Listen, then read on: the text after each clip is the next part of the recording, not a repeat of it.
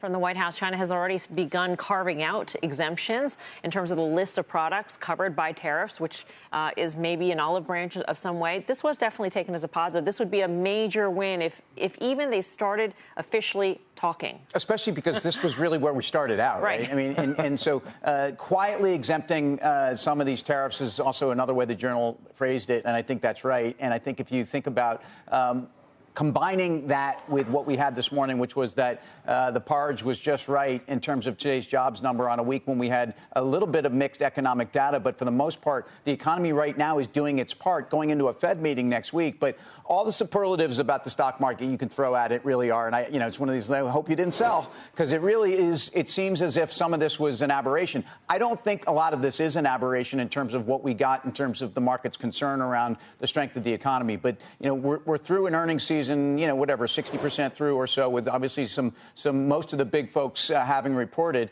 Realized correlations between stocks are extremely high, which tells you that people are just buying the market in some level. And I do think, as we've said a few times, a lot of the selling, if you believe it was just repositioning by long-short hedge funds and global macro guys and CTAs, it means that there really wasn't a lot of real selling in there. And I think, fortunately, for a lot of people, not overtrading this market is exactly how this was to be handled. I mean, the data that we got this week, Julie, really addressed some of the key concerns of the markets when it comes to the stagflation fear. The jobs report certainly eased sort of those concerns.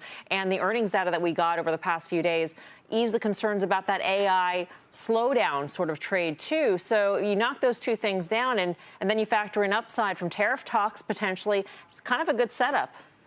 Yeah, I think there was a lot to be excited about or enthusiastic about in the last week.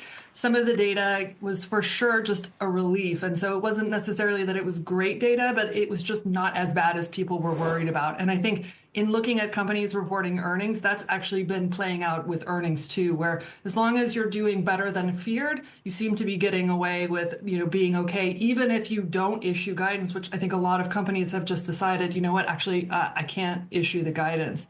But for the stocks themselves, it's clear that, there's so much enthusiasm to buy these dips, right? So many money managers and retail investors, frankly, sold stocks in March of 2020 and then missed out on buying them back. And I think that always kind of provides this floor for people to kind of come back in because we all want to be heroes, right? We all want to buy at the bottom. Yeah, I think you make a good point, Julie, in terms of, the forecast and guidance. You look at Apple, and it seems like they got a little bit of pressure there because they were unwilling to kind of try to look into the crystal ball and give you some concrete data to kind of wrap your mind around. So I do think just from a strategic standpoint, it makes sense to say, listen, we kind of have the cover to say, listen, there's uncertainty. We're not even going to make an attempt here. And so I think that is a prime example of what happens, when you try to be perhaps, extremely transparent and it kind of comes back to bite you. Speaking more macroeconomically, I also echo a lot of the sentiments, and I think this was kind of the proverbial sigh of relief.